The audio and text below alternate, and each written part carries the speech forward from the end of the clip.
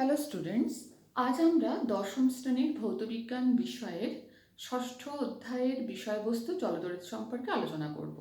তাহলে চলো শুরু করা যাক। দেখো, চলতড়িৎ বলতে আমরা কি বুঝি? চলতড়িৎ বা প্রবাহী তড়িৎ অর্থাৎ যে তড়িৎ প্রবাহিত হতে পারে। তড়িতের প্রবাহ অর্থাৎ আধানের প্রবাহ। এবং এই আধান বা ইলেকট্রন প্রবাহিত হয় কেন? বহিস্থ বল বা বিভব প্রভেদ প্রয়োগের জন্য। তাহলে এই যে আধান, বিভব কাকে বলে, এগুলো সম্পর্কে আমরা একটু জেনে নিই। প্রথমে আসি তড়িতাধান কাকে বলে। দেখো, এ সম্পর্কে আমরা স্থির তড়িৎ পড়ার সময় একটু পড়েছিলাম যে যখন দুটো বস্তুর মধ্যে ঘর্ষণ হয় তখন বস্তুর যে সবচেয়ে ছোট অংশ পরমাণু, তাদের মধ্যেও ঘর্ষণ ঘটে। ফলে তাদের সর্ববহিস্থ বা সবচেয়ে বাইরের কক্ষপথের যে ইলেকট্রন, সেই ইলেকট্রনগুলোর মধ্যে আদান প্রদান ঘটে। একটি বস্তুর পরমাণুর সর্ববহিস্থ কক্ষপথ থেকে ইলেকট্রন বেরিয়ে যায় এবং অন্য বস্তুর পরমাণুর সর্ববহিস্থ কক্ষপথে সেই ইলেকট্রন প্রবেশ করে। ফলে বস্তু দুটির যে পরিবর্তন ঘটে তার ফলে কিন্তু বস্তুটা অন্য কোনো তড়িৎগ্রস্ত বা আহিত নয় এমন কোনো বস্তুর উপর বল প্রয়োগ করতে পারে। সেই বলটা আকর্ষণ বলও হতে পারে অথবা বিকর্ষণ বলও হতে পারে। তাহলে এই যে ঘটনাটা বা এই যে ভৌত ধর্ম যেটা সৃষ্টি হলো তাকেই বলা হচ্ছে আধান। দেখো, দুটি বস্তুকে ঘর্ষণ করা হলে বস্তু দুটির মধ্যে সর্ববহিস্থ কক্ষপথের ইলেকট্রনের আদান প্রদান ঘটে। ফলে বস্তুর মধ্যে এমন একটা ভৌত ধর্ম সৃষ্টি হয় যার জন্য কি হয়, বস্তুটি অপর কোনো তড়িৎগ্রস্ত বস্তু অথবা আহিত নয় অনাহিত বস্তুর উপর বল প্রয়োগ করে। এই বলটা আকর্ষণ বল হতে পারে অথবা বিকর্ষণ বল হতে পারে। তাহলে বস্তুর এই ধর্মকেই বলা হচ্ছে তড়িতাধান। এই যে তড়িতাধান, এটা দুই রকমের হয়, ধনাত্মক তড়িতাধান এবং ঋণাত্মক তড়িতাধান।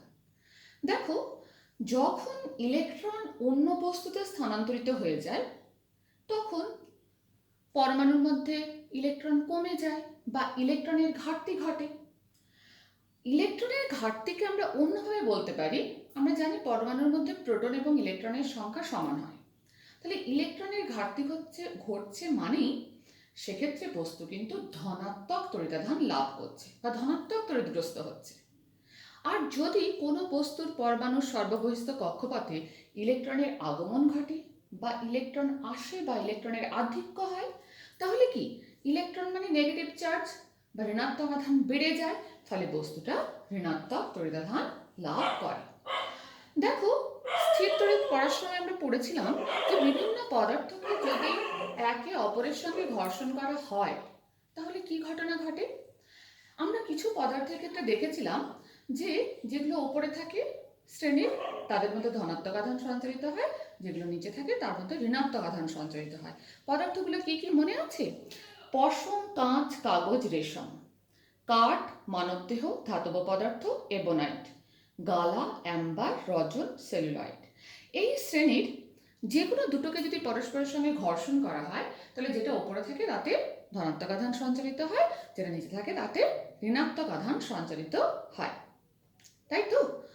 আচ্ছা, আরও একটা জিনিস আমরা জেনেছিলাম যে সমজাতীয় তড়িৎ পরস্পরকে কি করে, বিকর্ষণ করে, এবং বিপরীত জাতীয় তড়িৎ পরস্পরকে আকর্ষণ করে। এই ব্যাপারটা অনেকটা চুম্বকের মতন। চুম্বকের ক্ষেত্রেও আমরা এটা পেয়েছিলাম যে সমজাতীয় মেরু বা সমমেরু পরস্পরকে বিকর্ষণ করে এবং বিপরীত মেরু পরস্পরকে আকর্ষণ করে।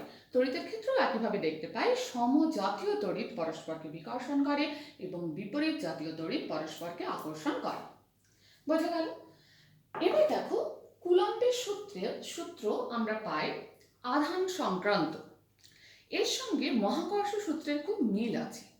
মহাকর্ষ সূত্র আমরা পড়েছি। এই মহাবিশ্বের যে কোনো দুটো বস্তুকণা পরস্পরকে তাদের কেন্দ্র সংযোজী সরলরেখা বরাবর আকর্ষণ করে। এই আকর্ষণ বলের মান বস্তু দুটির ভরের গুণফলের সমানুপাতিক এবং তাদের মধ্যবর্তী দূরত্বের বর্গের ব্যস্তানুপাতিক, তাই তো?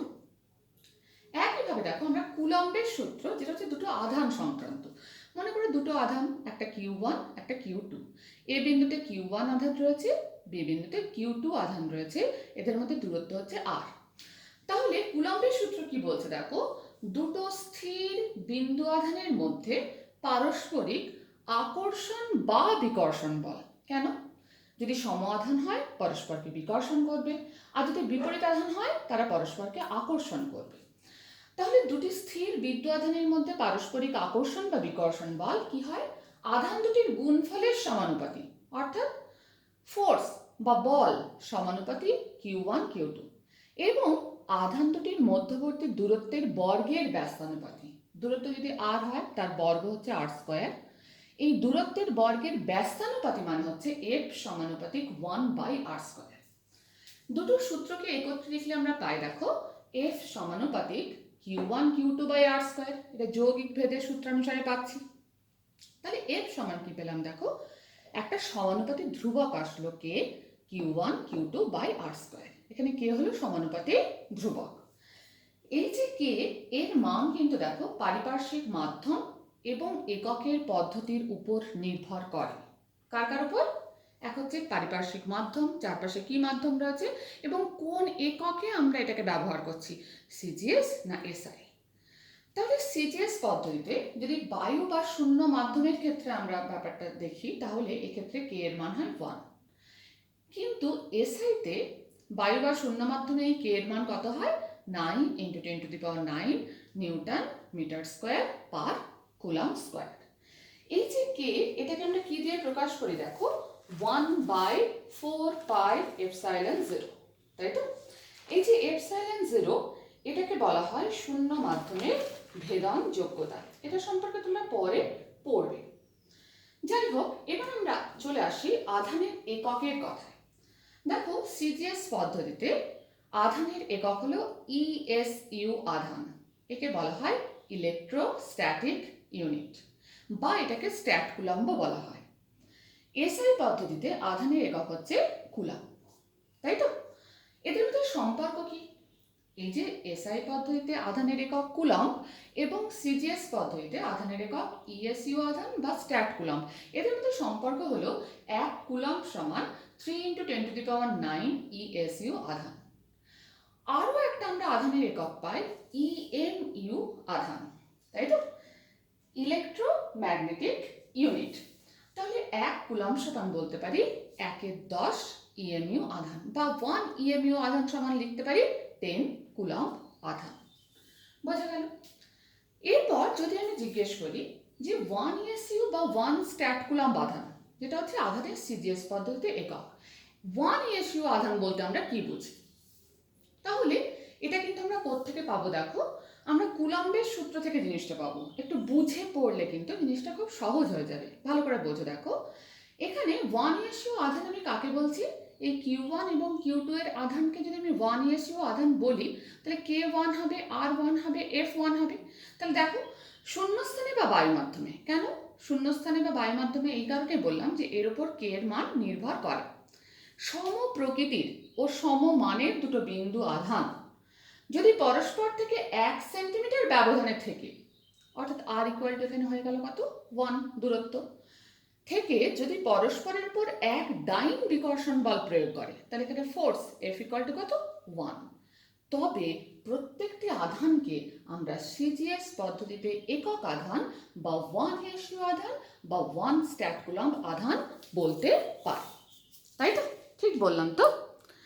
এরপর চলে আসি দেখো 1 কুলম্ব আধান বলতে আমরা কি বুঝি। দেখো খেয়াল করো, 1 কুলম্ব আধানের সংজ্ঞাও কিন্তু আমরা একইভাবে দিতে পারি। কিভাবে দিতে পারি দেখো, 1 কুলম্ব আধান কখন আমি পাবো দেখো, Q1 এবং Q2 এটা যদি 1 কুলম্ব করতে হয়, খেয়াল করবে কুলম্ব হচ্ছে এসআই পদ্ধতিতে আধানের একক, কিন্তু এসআই পদ্ধতিতে কে এর মান কত আমরা পেয়েছি দেখো, এসআই পদ্ধতিতে কে এর মান হচ্ছে কত, 9 × 10⁹ newton metre square per coulomb square. তাহলে এখানে সংজ্ঞাটা কি হবে দেখো, এখানে সংজ্ঞাটা আমরা এইভাবে বলতে পারি যে শূন্যস্থানে বা বায়ু মাধ্যমে সম প্রকৃতির ও সমমানের দুটো বিন্দু আধান 1 মিটার ব্যবধানে থেকে যদি পরস্পরের উপর এখানে কিন্তু বিকর্ষণ বলের পরিমাণ কত হবে বলতো?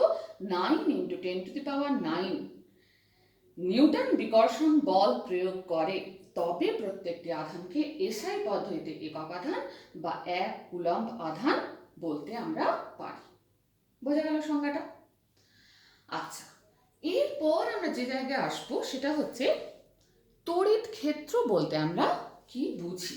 দেখো, তড়িৎ ক্ষেত্র বা ইলেকট্রিক ফিল্ড ব্যাপারটা কি? যখন তুমি একটা আধানকে কোনো একটা স্থানে রাখছো, তখন সেই আধানের চারপাশে একটা বিস্তীর্ণ অঞ্চল জুড়ে যদি অন্য কোনো আধান আনা হয় বা রাখা হয়, তাহলে সেই আধানটা কিন্তু একটা বল অনুভব করে। তাহলে যে ক্ষেত্র জুড়ে এই ঘটনাটা ঘটে তাকে বলা হয় তড়িৎ ক্ষেত্র। কিভাবে লিখতে পারি দেখো, একটি আধানকে কোনো স্থানে রাখলে সেই আধানটি তার চারপাশে এমন একটা ক্ষেত্র বা অঞ্চল সৃষ্টি করে যেখানে অন্য কোনো আধান রাখলে সেই আধানটি একটা তড়িৎ বল অনুভব করে। এটাই হলো তড়িৎ ক্ষেত্র। বোঝা গেল? যেমন একটা চুম্বককে কোনো একটা স্থানে রাখলে তার চারপাশের একটা ক্ষেত্র জুড়ে আমরা অন্য কোনো চুম্বক আনলে সেটা একটা বল অনুভব করে, একইভাবে যদি কোনো একটা স্থানে একটা আধান রাখা যায় এবং তার চারপাশে একটা বিস্তীর্ণ অঞ্চল আমরা পাই যেখানে অন্য কোনো আধান আনলে সেই আধান কিন্তু একটা বল অনুভব করে। এই স্থানটাকে বা এই অঞ্চলটাকেই বলা হচ্ছে তড়িৎ ক্ষেত্র।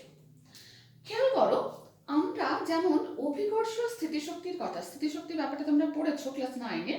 আমরা জানি যে ভূমি থেকে যত উপরে ওঠা যায় স্থিতিশক্তি তত বাড়ে। যদি ভূমি থেকে কোনো একটা বস্তুকে আমরা এই উচ্চতায় তুলি, তাহলে তার স্থিতিশক্তির পরিমাণ হয় mgh, তাই তো? একে বলা হয় অভিকর্ষীয় স্থিতিশক্তি। তাহলে অভিকর্ষীয় স্থিতিশক্তি শূন্য হয় কোথায়? ভূমিতে তো। ঠিক সেই রকম ধনাত্মক আধানের স্থিতিশক্তি কোথায় শূন্য হয় বলো তো? অসীমে। অসীম দূরত্বে যদি একটা একক ধনাত্মক আধান থাকে, তার স্থিতিশক্তি আমরা কি ধরতে পারি? শূন্য ধরতে পারি। বোঝা গেল? এরপর আমরা যে ব্যাপারে আসবো সেটা হচ্ছে তড়িৎ প্রাবল্য।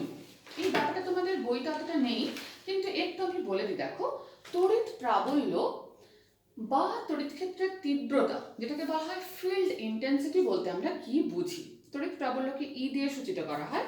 ব্যাপারটা কি বলছে, তড়িৎ ক্ষেত্রের কোনো বিন্দুতে যদি একক ধনাত্মক আধান রাখা যায়, দেখো আমরা যে কুলম্বের সূত্র পেয়েছি F সমান K(Q1Q2)/r², পেয়েছি তো? এখানে মনে করো একটা আধানকে আমি 1 ধরলাম, একক ধনাত্মক আধান, তাহলে Q1 সমান 1 হয়ে গেল। তাহলে একক ধনাত্মক আধান যদি রাখি, তাহলে সেটা যে বল অনুভব করে, অন্য একটা আধান আমি Q2 এনেছি সেখানে, তাহলে একটা বল অনুভব করবে তো। আমরা পেলাম তো তড়িৎ ক্ষেত্রে যে অন্য একটা আধান আনলে কিন্তু ওই একক ধনাত্মক আধান একটা বল অনুভব করবে। তাহলে এই যে তড়িৎ ক্ষেত্রের কোনো বিন্দুতে একটা একক ধনাত্মক আধান আনলে সেটা যে বল অনুভব করে তাকেই বলা হয় ওই বিন্দুতে তড়িৎ ক্ষেত্রের তীব্রতা বা প্রাবল্য। তাহলে প্রাবল্যকে আমরা কিভাবে লিখতে পারি? F/Q1, Q1টাকে 1 ধরেছি, তাহলে এটা কত হয়ে যাচ্ছে? Q2/r², সিজিএস পদ্ধতিতে যেহেতু K = 1। তাহলে এই যে তড়িৎ প্রাবল্য, এটাকে কিন্তু আমরা অন্যভাবেও বলতে পারি। কিভাবে দেখো, বলছে কোন একটা বিদ্যুৎ চাপটিকে যদি আমরা একটা একক ক্ষেত্রফল কল্পনা করি, তাহলে সেই একক ক্ষেত্রফলের মধ্য দিয়ে যত সংখ্যক বলরেখা লম্বভাবে অতিক্রম করে তাকে ওই বিন্দুতে তড়িৎ ক্ষেত্রের প্রাবল্য বলা হয়, বা সেটাই কিন্তু তড়িৎ ক্ষেত্রের প্রাবল্য নির্দেশ করে। তাহলে এই যে তড়িৎ ক্ষেত্রের প্রাবল্য ই, এটা কি পেলাম? বল বাই আধান। তাহলে একক কি হবে এর? সিজিএস পদ্ধতিতে একক বল মানে ডাইন পার ইএসইউ আধান, অথবা এসআইতে হবে নিউটন পার কুলম্ব। বোঝা গেল? তড়িৎ প্রাবল্য থেকে ছোট ছোট অঙ্ক আমরা পরের ক্লাসে করার চেষ্টা করব। এরপর আমরা যে জায়গায় চলে যাব সেটা হচ্ছে তড়িৎ বিভব বলতে আমরা কি বুঝি। দেখো, তড়িৎ বিভব বা ইলেকট্রিক পোটেনশিয়াল বলতে আমরা কি বুঝি?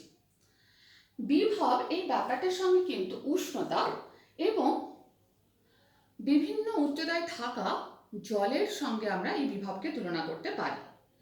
জলের প্রবাহ বা উষ্ণতার প্রবাহের মতন কিন্তু বিভব প্রভেদ আমরা পাই।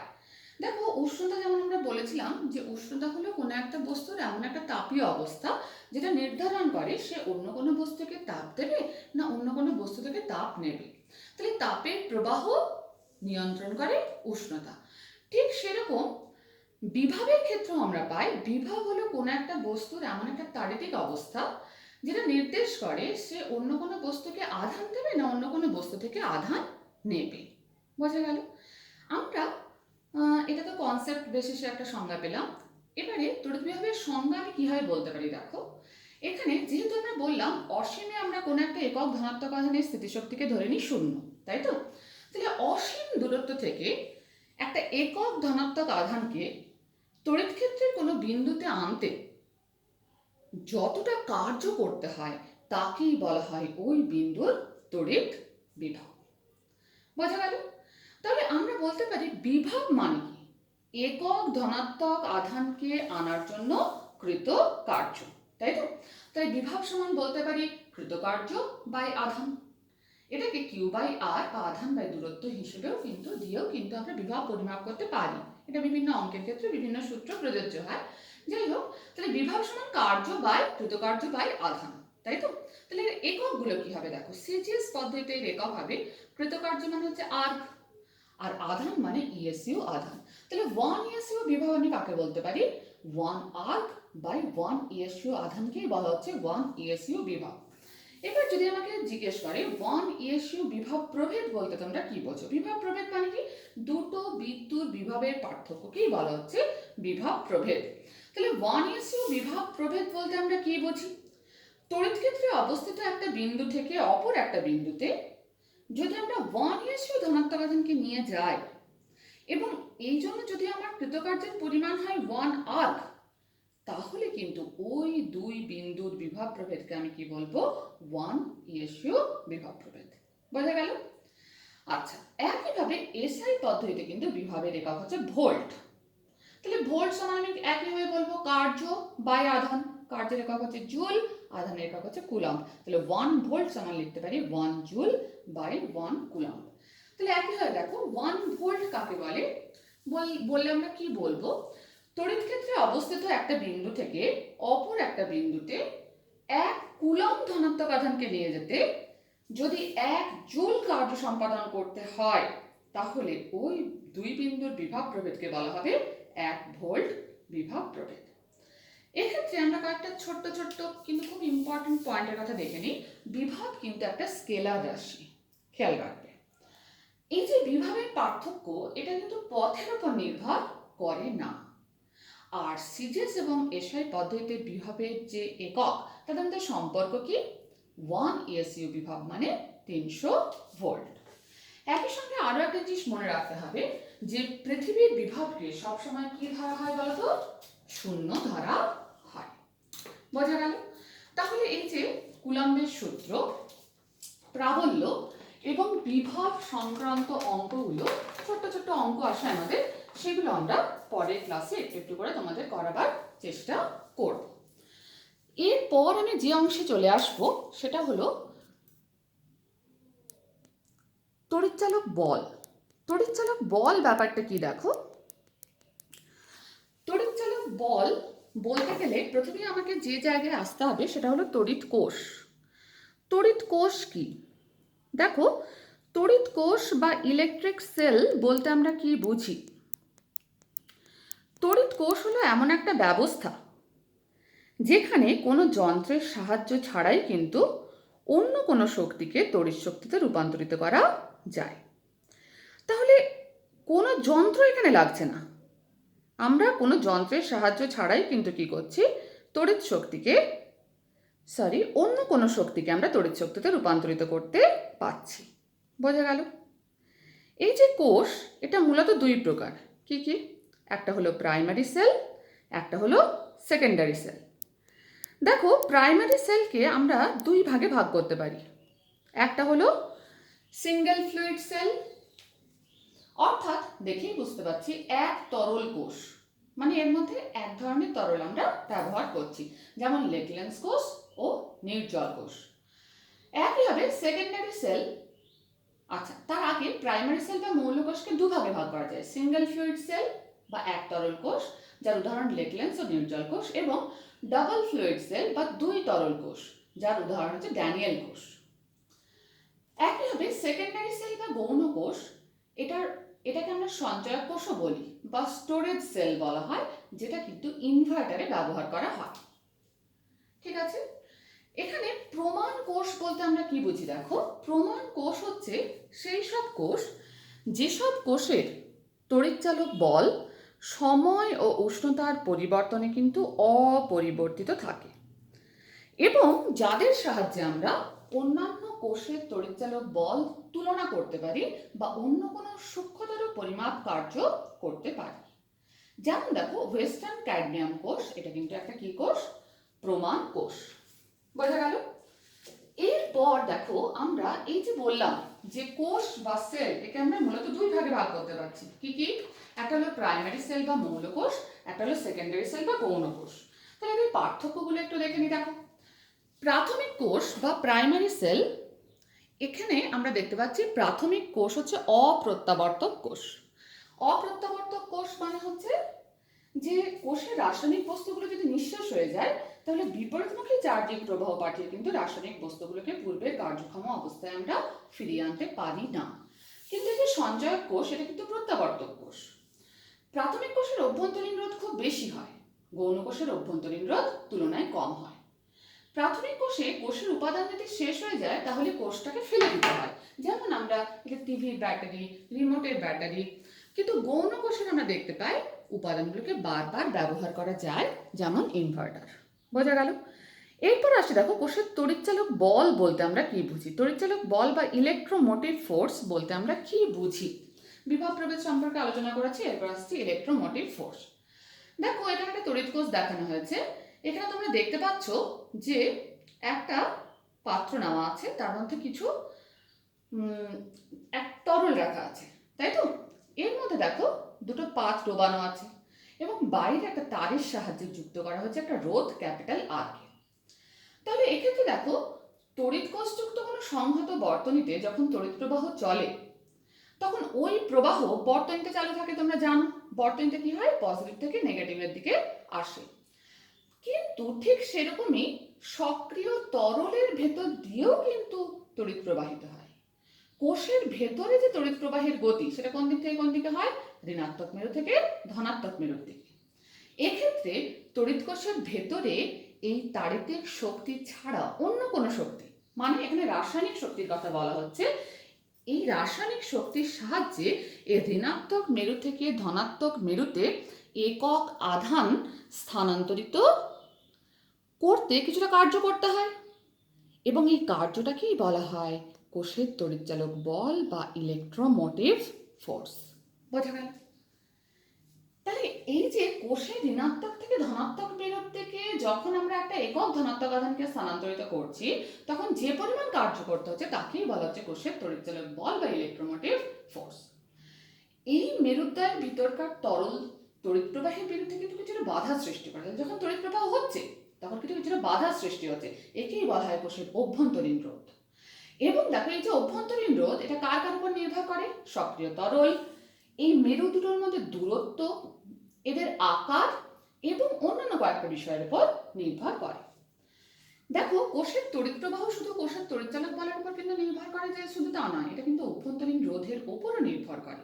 খেয়াল করবে এই যে প্রবাহ মাত্রা যদি আই হয় এবং এক্ষেত্রে এই যে অভ্যন্তরীণ রোধ, সেটা যদি স্মল আর দিয়ে আমরা ডিনোট করি, তাহলে খেয়াল করবে এই প্রবাহ মাত্রা এবং অভ্যন্তরীণ রোধের যে গুণফল, তাকেই বলা হয় নষ্ট ভোল্ট বা লস্ট ভোল্ট। তাহলে এক্ষেত্রে আমরা দেখতে পাবো যে ভি, যেটা হচ্ছে বহির্বর্তনীতে যে বিভব প্রভেদের সৃষ্টি হচ্ছে, সেই বিভব প্রভেদের মান কত হচ্ছে বলতো? তড়িৎচালক বল মাইনাস নষ্ট ভোল্ট। নষ্ট ভোল্টটা তো বাধা দিচ্ছে তড়িৎচালক বলকে, তাহলে তড়িৎচালক বল থেকে যদি আমি নষ্ট ভোল্টটা বিয়োগ দিই, তাহলে কিন্তু বহির্বর্তনীর বিভব প্রভেদ পাওয়া যায়। আমরা পরে ওহমের সূত্র দেখব যে এই বিভব প্রভেদ সমান আই ইন্টু আর, প্রবাহ মাত্রা এবং রোধের গুণফলকেই বলা হয় বিভব প্রভেদ। তাহলে এই যে ছোট্ট একটা জিনিস আমরা পেলাম, এর উপর কিন্তু ছোট ছোট অঙ্ক আসে, একটু খেয়াল করবে। এরপর চলে এসো দেখো কোন কোষের ইএমএফ 1 ভোল্ট বলতে কি বোঝা যায়। দেখো তো দেখি, কোন তড়িৎ কোষের ইএমএফ 1 ভোল্ট বলতে আমরা কি বুঝি? তাহলে ইলেকট্রোমোটিভ ফোর্স বা তড়িৎচালক বল 1 ভোল্ট বলতে বোঝায় 1 কুলম্ব ধনাত্মক আধানকে তড়িৎ কোষের ভেতরে এই ঋণাত্মক মেরু থেকে ধনাত্মক মেরুতে নিয়ে যেতে 1 জুল কার্য করতে হয়, তাই তো? 1 কুলম্ব ধনাত্মক আধানকে তড়িৎ কোষের ভেতরে ঋণাত্মক মেরু থেকে ধনাত্মক মেরুতে নিয়ে যেতে কত কার্য করতে হয়? 1 জুল। তাহলে এর তড়িৎচালক বলকে আমরা বলবো 1 ভোল্ট। এরপর খুব ইম্পর্টেন্ট জায়গায় আসি, তড়িৎচালক বল এবং বিভব প্রভেদের মধ্যে পার্থক্যগুলো কি কি। দেখো তো, বর্তনীর কোনো অংশে যদি অন্য কোনো শক্তি তড়িৎ শক্তিতে রূপান্তরিত হয় তাহলে তড়িৎচালক বলের সৃষ্টি হয়। আর বর্তনীর কোনো অংশে যদি তড়িৎ শক্তি অন্যান্য শক্তিতে রূপান্তরিত হয় তাহলে সেখানে বিভব প্রভেদ সৃষ্টি হয়। আবার তড়িৎচালক বল কিন্তু কারণ, তড়িৎচালক বলের প্রভাবে বিভব প্রভেদ সৃষ্টি হয়, তাই বিভব প্রভেদ হলো ফল। একইভাবে তড়িৎচালক বলের মান সর্বদা বিভব প্রভেদ অপেক্ষা বেশি হয়, বিভব প্রভেদের মান তড়িৎচালক বল অপেক্ষা কম হয়। তড়িৎচালক বল মুক্ত বর্তনীতে সৃষ্টি হয়, বিভব প্রভেদ বদ্ধ বর্তনীতে সৃষ্টি হয়। তাহলে এই যে আমরা কোষের তড়িৎচালক বল বা ইএমএফ ই সমান পেলাম ভি প্লাস আইআর বা ভি সমান ই মাইনাস আইআর, এর উপর একটা ছোট্ট অঙ্ক দেওয়া আছে। দেখো, 1 ওহম অভ্যন্তরীণ রোধ এবং 5 ভোল্ট ইএমএফ বিশিষ্ট একটা তড়িৎ কোষকে 3 ওহম রোধের সঙ্গে যদি যুক্ত করা হয় তাহলে কোষের প্রান্তদ্বয়ের মধ্যে বিভব প্রভেদ কত হবে। দেখো, অঙ্ক করতে গেলে প্রথমেই না কি কি দেওয়া আছে সেগুলোকে লিখে নেবে। কি কি দেওয়া আছে বলো? দেওয়া আছে অভ্যন্তরীণ রোধ স্মল আর সমান 1 ohm, EMF equal to 5 volt এবং বহির্বর্তনীর রোধ 3 ওহম। তাহলে দেখেই বুঝতে পারছি আমাকে জিজ্ঞেস করেছে যে বিভব প্রভেদ কত হবে। তাহলে আমরা জানি ভি সমান ই মাইনাস আইআর, কিন্তু এখানে দেখো খেয়াল করো আইটা দেওয়া নেই, প্রবাহ মাত্রা তো দেওয়া নেই। তাহলে ভি এর জায়গায় বসাতে পারি আই ইন্টু ক্যাপিটাল আর সমান E minus IR, IR plus IR সমান ই। ক্যাপিটাল আর স্মল আর দুটোই দেওয়া আছে, 3 ওহম এবং 1 ওহম বসিয়ে দাও, তাহলে তুমি আই বা প্রবাহ মাত্রা পেয়ে যাচ্ছ। এরপর বিভব প্রভেদ সমান তুমি বার করছো প্রবাহ মাত্রা ইন্টু রোধ, যেটা আমরা ওহমের সূত্র থেকে পাচ্ছি। ওহমের সূত্র আমি পরের দিন পড়াবো।